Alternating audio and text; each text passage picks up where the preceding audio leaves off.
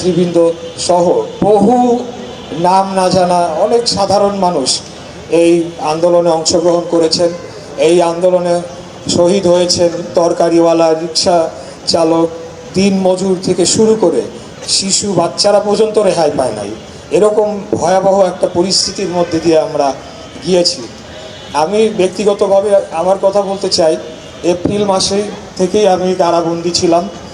তো প্রতিটা মুহূর্ত সেখানে এই আন্দোলনটিকে পর্যবেক্ষণ করেছি এবং আমার পক্ষ থেকে মহান আল্লাহ তাআলার কাছে দোয়া করার যতটুকু সুযোগ ছিল সর্বোচ্চ করেছি, যাতে এই ছাত্রদের উপরে নির্বিচারে যেভাবে গুলি চালানো হচ্ছে সেটি যাতে দ্রুততম সময়ে এটা শেষ হয়ে যায়। আমরা প্রথম যখন আবু সাঈদের ছবিটি প্রকাশ পেল, আমরা তো একদিন পরে জেলখানায় পেপারটি পেতাম, তখন আমি অনেকটাই নিশ্চিত ছিলাম যে এবার আর কোনোভাবে খুনি হাসিনার পার পাওয়ার সুযোগ নেই। তারপরে আমরা দেখলাম যে ঢাকা ইউনিভার্সিটিতে যখন আওয়ামী সন্ত্রাসীরা বর্বরোচিত হামলা চালিয়ে ক্যাম্পাসগুলো খালি করে ফেললো, তারপরের দিন প্রাইভেট ইউনিভার্সিটির ছাত্রছাত্রীরা, তারা তো কোনো কোটার জন্য আন্দোলন করছিলেন না, কিন্তু তাদের দেশের জনগণকে যখন নির্বিচারে হত্যা করা হচ্ছিল, তারাও কিন্তু রাজপথে নেমে এসেছিল এবং সেদিন তাদেরও অনেকে শহীদ হয়েছে। এর পরের দিন শুক্রবার ছিল, সেদিন মাদ্রাসার ছাত্ররা তারা যেভাবে ভূমিকা রেখেছে, অর্থাৎ প্রত্যেকটি দিনই প্রত্যেকটি স্তরে কোনো না কোনো জায়গা থেকে কেউ না কেউ বা কারা অবশ্যই এই গুরুত্বপূর্ণ ভূমিকা রেখেছিলেন এই খুনি হাসিনাকে বিতাড়িত করার জন্য। 22 তারিখে যখন নরসিংদীর জেল ভেঙে সবাই বের হয়ে গেল, তখন নিশ্চিত হয়ে গেলাম যে খুনি হাসিনা আর নাই। তবে এটি 5 তারিখেই হয়ে যাবে সেটিও ভাবিনি, ভেবেছিলাম যে হবে, কিছুটা সময় লাগবে, কিন্তু খুনি হাসিনাকে যেতেই হবে। এই মনোবলটা এবং এই বিশ্বাসটা সবসময় আমার ভিতর কাজ করেছে। বিগত দিনেও যখন আমরা আমাদের মরহুমা নেত্রী দেশনেত্রী এবং খালেদা জিয়ার নেতৃত্বে আন্দোলন সংগ্রাম করেছি, তখনও আমরা দৃঢ় মনোবল নিয়ে সবসময় আন্দোলন সংগ্রাম করেছি। কেন?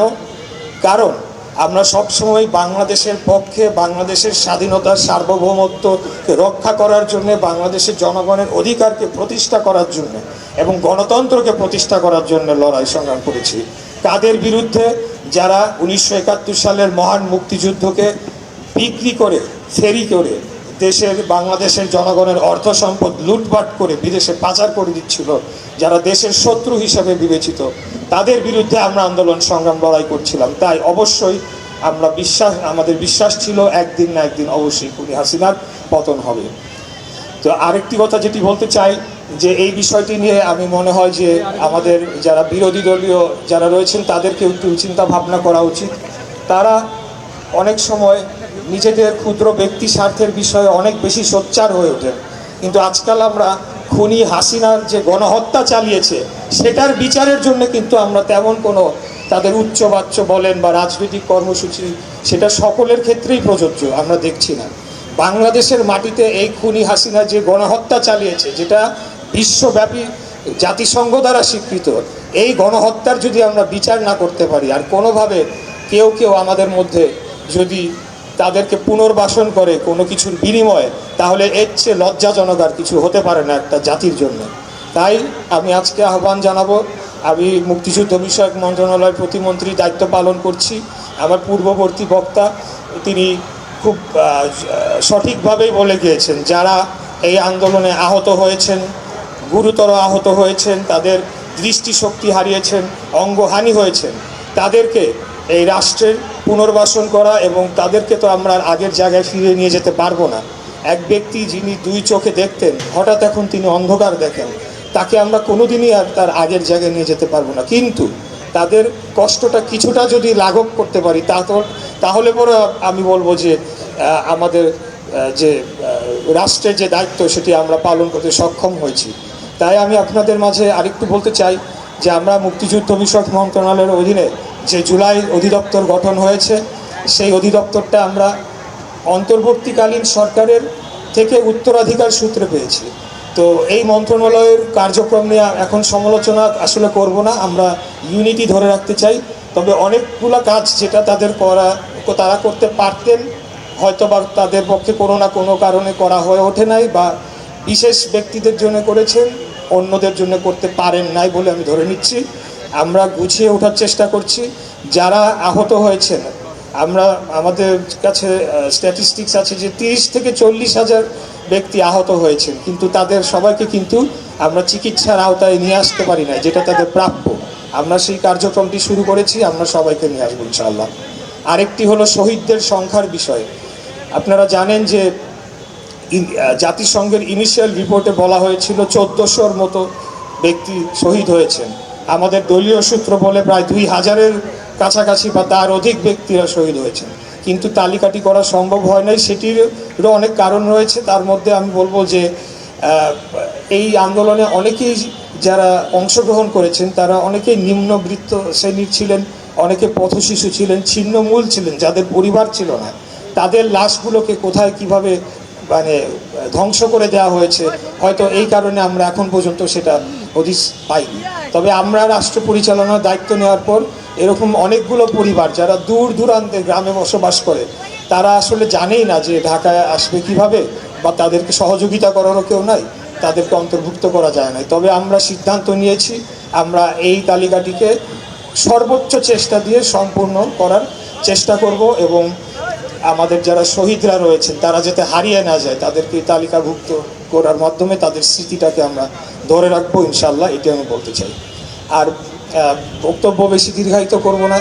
আমি আপনাদের এখানে যারা বনশ্রী অঞ্চলের বা অন্যান্য অনেক জায়গা থেকে এসেছেন, আমরা চেষ্টা করছি আমাদের সরকার, মাননীয় প্রধানমন্ত্রীর নেতৃত্বে আমরা আন্তরিকভাবে চেষ্টা করছি যে দেশের প্রত্যেকটি সমস্যা যেভাবে দূর করা দরকার, পাশাপাশি জুলাইয়ের ইস্যুতে সুষ্ঠু সঠিক বিচারের মাধ্যমে আর কোনোদিনও যাতে ফ্যাসিবাদী শক্তি মাথাচাড়া না দিতে পারে, আর কোনোদিনও যাতে কোনো বিদেশি রাষ্ট্র যাতে বাংলাদেশের উপরে প্রভুত্ব তৈরি না করতে পারে, সেটার জন্য আমরা সংকল্পবদ্ধ। কিন্তু এই কাজটি করতে হলে আমাদের একার পক্ষে সম্ভব নয়, আমাদের প্রয়োজন সকলের সহযোগিতা।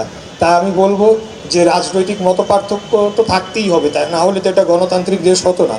কিন্তু বাংলাদেশের প্রশ্নে, বাংলাদেশের স্বার্থের প্রশ্নে, এবং যেখানে বাংলাদেশের ইমেজের প্রশ্ন জড়িত রয়েছে, সেই জায়গাগুলোকে আমাদেরকে অবশ্যই ঐক্যবদ্ধ থাকতে হবে, এবং বাংলাদেশকে আগামী দিনে একটা এই দক্ষিণ পূর্ব এশিয়ার সবচাইতে শক্তিশালী রাষ্ট্র হিসেবে কেন পারবো না? আমরা রাষ্ট্র হিসেবে ছোট হতে পারি, কিন্তু জনসংখ্যার দিক দিয়ে তুলনা করলে পৃথিবীর 8ম সবচেয়ে বৃহৎ দেশ হচ্ছে বাংলাদেশ। তাই অবশ্যই আমাদের সেই সক্ষমতা, পটেনশিয়াল রয়েছে। আমরা যদি সুশৃঙ্খলভাবে আমাদের দেশকে ভালোবেসে আমাদের যে সামনের কাজগুলো রয়েছে সেগুলো সম্পন্ন করতে পারি, অবশ্যই আমরা অন্যতম শক্তিশালী রাষ্ট্র হিসেবে প্রতিষ্ঠিত পাব, এবং এই অঞ্চলের মোড়ল আমরা হব। অন্যদের দিকে আমাদের তাকিয়ে থাকতে হবে না ইনশাল্লাহ।